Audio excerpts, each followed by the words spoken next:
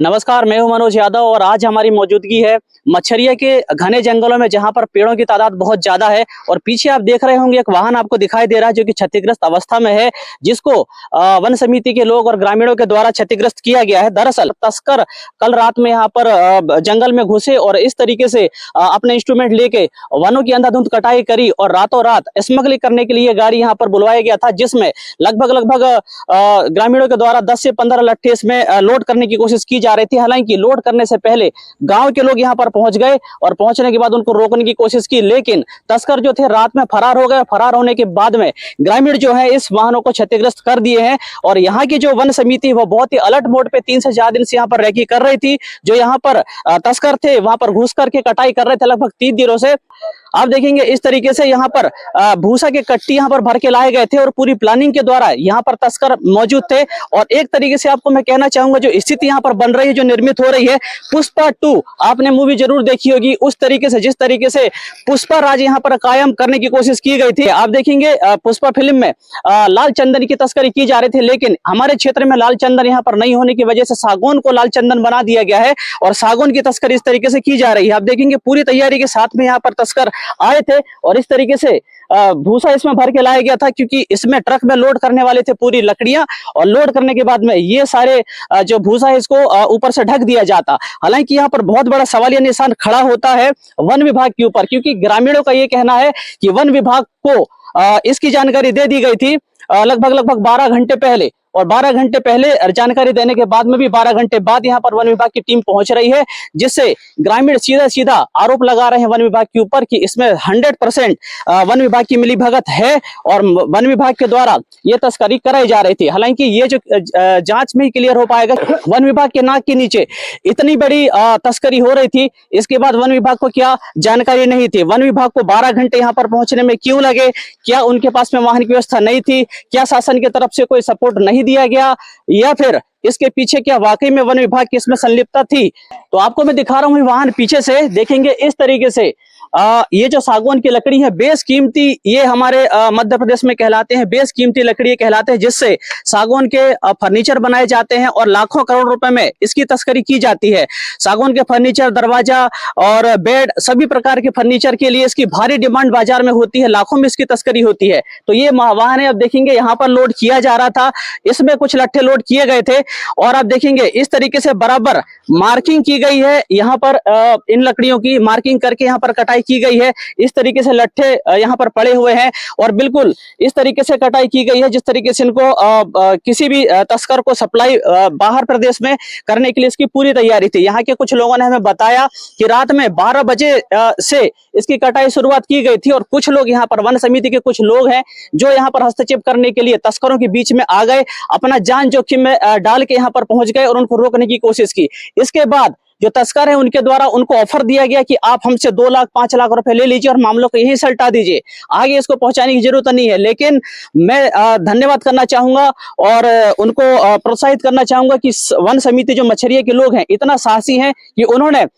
तस्करों से ना डरते हुए, ना ही उनसे पैसे के लालच में आते हुए इस डील को कैंसिल कर दिया और सरेआम उनसे बोल दिया कि जल जंगल जमीन हमारा हक है, हम उसको चौपट नहीं होने देंगे, ये हमारा सिर्फ लकड़ी नहीं है, हमारा प्राणवायु है, ऐसा उनका कहना है। और इस तरीके से उन्होंने उनसे डील करने से मना कर दिया। चलिए अब हम आपको दिखाते हैं किस तरीके के जो हथियार थे उनके द्वारा लाए गए थे, प्रयोग किए गए थे।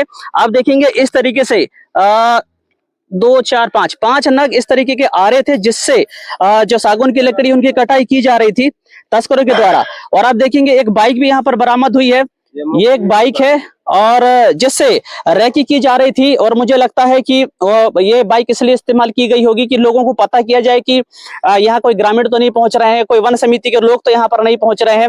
ये सब प्लानिंग के तहत ये गाड़ी का भी उपयोग यहाँ पर किया गया होगा। साथ में तिरपाल भी यहाँ पर लाया गया था। मुझे लगता है कि ये जो बोरे हैं भूसा के, इसको उसके ऊपर डालने के बाद तिरपाल यहाँ पर ढकने की कोशिश करने की तैयारी उनकी पूरी थी। तो यहाँ पर देखेंगे आप ग्रामीण काफी सारे यहाँ पर इकट्ठे हैं, मच्छरिया के बहुत सारे समिति के सदस्य हैं और ग्रामीण हैं। हम 1-2 युवाओं से बात करते हैं। ठीक है, अच्छा आप बताइए कि आप किस तरीके से इन तस्करों को रोका और किस तरीके से प्लानिंग बना के आप इस गाड़ी को पकड़े हैं? सर क्या हुआ, जैसे ही हम लोगों को जानकारी मिला हमारे गांव की समिति के लोगों से हमने कल दोपहर में आके देखा तो यहाँ पे चौकीदार और एक खैरी बीट से जो नाकेदार था वो यहाँ उपलब्ध थे दोपहर में। हमने सोचा कि दूर से देखे थे हमारे मुखबिर कि कोई तस्करी आया होगा, तो हमने आकर के देखा यहाँ पे, तो हमें यहाँ नाकेदार मिला और चौकीदार मिले। जो ट्रैक्टर भी खड़ी थी और ट्रैक्टर से माल लोड करके ले जाते, पर हम लोगों ने सलाह दिया कि आज रुकिए, आप हो सकता है चोर पकड़ा जाए। और जब हम 8 बजे घर से निकले तो हमें आधा रास्ता में पेड़ काटने 2 पेड़ रात में गिराया गया। हम लोग सुन लिए आवाज़, हमने सोचा कि शेर अब फंस गया और हमने उसके सही जाल फैला दिए और मौके पे लोड, जैसे ही लोड करना चालू हुआ वैसे ही हम लोग आके घेर लिए और वो लोग फरार हो गए। मौके में हमने 9 बजे रात्रि में ये डिप्टी रेंजर मसराम जी को हमने फ़ोन किया, उन्होंने बोल दिया कि मैं अभी नहीं आ पाऊँगा। रात में हमने 9 बजे रात में फ़ोन किया, उन्होंने सवेरे 8 बजे यहाँ आए। मतलब हमने अपने जान को जोखिम में डाल के हमने ये सब काम को अंजाम दिया और ये लोग मस्त घर में आराम करते रहे। तो हमें ये दुख हुआ कि जब आप इसके रखवाले हैं और हम अपने जान को जोखिम में डालते हैं, कल कुछ हो जाता, लेकिन हमने उसको भी नहीं सोचा। हमने अपने काम को वफादारी से निभाया, जिसका परिणाम ये गाड़ी खड़ा है सामने और पूरा माल जब्त पड़ा हुआ है। बहुत बढ़िया। आप बताइएगा, हाँ आप ये बताइएगा अब जी। समिति अध्यक्ष जारगी से हूँ सर जी।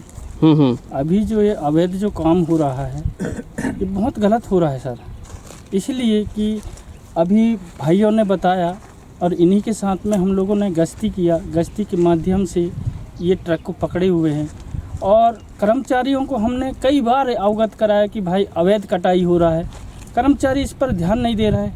मसराम जी को 9 बजे रात में फ़ोन लगाया गया, उन्होंने नहीं आया, अभी 8 बजे दिन में आए हैं। तो ऐसे कर्मचारी जब सेवा नहीं दे सकते तो इनको तो घर में बैठना चाहिए। बिल्कुल, मैं वही मुद्दा आपसे बात करने वाला था, क्योंकि ये घनसौर रोड एक हाईवे रोड है और हाईवे रोड के किनारे इतने वनों की कटाई अंधाधुंध तरीके से तस्करों के द्वारा की जा रही है और वन विभाग के नाक के नीचे इतना बड़ा काम कैसे हो सकता है, इसमें बहुत बड़ा सवालिया निशान खड़ा होता है। तो इसमें क्या आपको लगता है वन विभाग की संलिप्तता है? जी है, इसमें है। हाँ, ये तो मानेंगे जरूर, 1-2 बार सबको मानना होगा इसको, क्योंकि 12 घंटा के बाद में इन्होंने आया है, तो हो सकता है इनका हाथ हो सकता है, ये तो हम साक्षी दे सकते हैं। बिल्कुल। कितने घंटे के बाद में यहाँ पर वन विभाग की टीम पहुँची है? 12 घंटे सर। 12 घंटे। अच्छा, क्या यहाँ से जिला मुख्यालय 100-200 किलोमीटर है? जी नहीं, 17 किलोमीटर। 17 किलोमीटर है। जी। ठीक है। क्या है कि वन विभाग के पास में वाहन नहीं है, कि पेट्रोल का खर्चा नहीं है, शासन उनको कुछ देती नहीं है, किस कारण से देखा जा रहा है? क्या आपको लगता है क्या इसमें कोई रणनीति बना करके इसमें तस्करी की जा रही थी वन विभाग के संलिप्तता के द्वारा? हमको तो पूरा शक है हम लोगों को विश्वास। अच्छा, इसके पहले यहाँ पर वनों की कटाई हुई है क्या? नहीं हुआ है सर, 1-2 बार और हुआ है और उसमें भी अपराधी पकड़ा गया था, उनको लेकिन इसका कोई परिणाम नहीं निकला, छोड़ दिया गया। समिति को कोई पता ही नहीं चला। अच्छा, वन विभाग की टीम के द्वारा इसमें आपसी सहमति बना के या कहे कि सेटलमेंट करके, हाँ है ना, इस मामले को दबा दिया गया और कोई कार्रवाई नहीं की गई। हाँ, सही बात है। ये नहीं हुआ, क्योंकि चोरी ये कराते हैं अपने साठ गांठ से, ये निश्चित पता चलता है, इसलिए मछरिया के चौकीदार नहीं रखते हैं और मछरिया के जंगल में ही चोरी होती है। क्या कारण है मछली के जंगलों में चोरी होती है? प्रोजेक्ट वाले उद्देश्य है सर कि यहाँ पूरा ये प्रोजेक्ट जंगल में हम लोग जंगल दे नहीं रहे हैं कटवाने के लिए, तो निगाह मतलब यही है, कर्मचारी भी हमसे चिढ़ है समिति से। अच्छा, जंगल काटने नहीं देते तो चोरी करवाते हैं ये लोग। करो और गाँव वालों को उन्हीं को फंसाओ, ये भी लग रहा है हमको। मैं खुद बात किया हूँ मसराम जी से और मैं भी मसराम हूँ, लेकिन उन्होंने 12 घंटा के बाद में अपनी उपस्थिति ये घटना स्थल पे दिया है, तो गुनाहगार वो है। ऐसे कर्मचारियों को हटा दिया जाए। हम अपने जान को जोखिम में डाल के इस काम को अंजाम को हमने साकार रूप में आपके सामने पेश किया है। निश्चित रूप से आप लोगों ने साहस दिखाया है और जल जंगल जमीन बचाने में अपनी अहम भूमिका आप लोगों ने निभाया है। हमारे साथ में अभी बाबूलाल पंद्रे जी हैं, रेंजर साहब। तो पंद्रे जी, आप बताइएगा क्या मामला है और क्या आपने जब्ती बनाया है? इसमें सर ये है कि सुबह जो सूचना मिला मेरे को, तो मैंने अपने स्टाफ को भेजा यहाँ पे।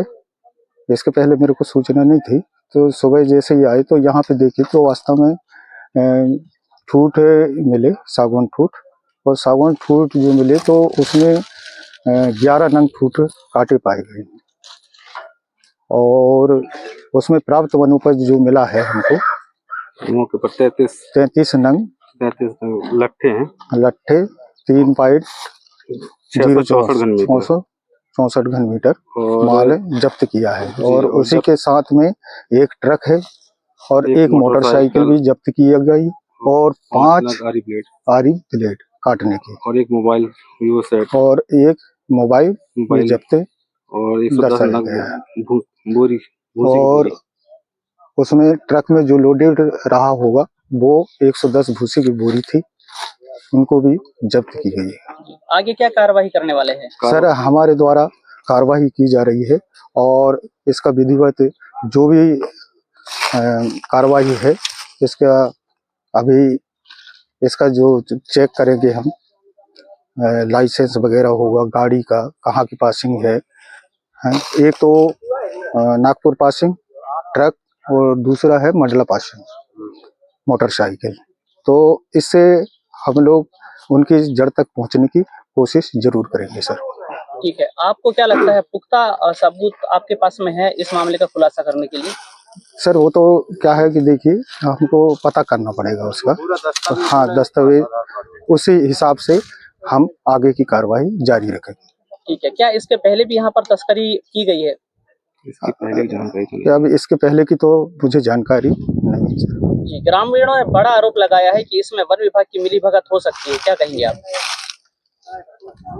अब उनके साथ जो भी हुआ होगा, अब मैं उनके संबंध में तो कुछ नहीं बोल सकता, बाकी मेरे हिसाब से अच्छा काम किया है उनने। ये 12 घंटे के बाद में क्यों पहुंचे विभाग के लोग? नहीं, मेरे को तो जैसे ही सूचना मिला है सर, हम मौके पे पहुंचे।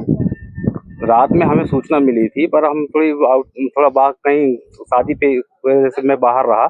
सुबह 6 बजे लगभग 6:30 बजे समथिंग में यहाँ पहुँच गया था।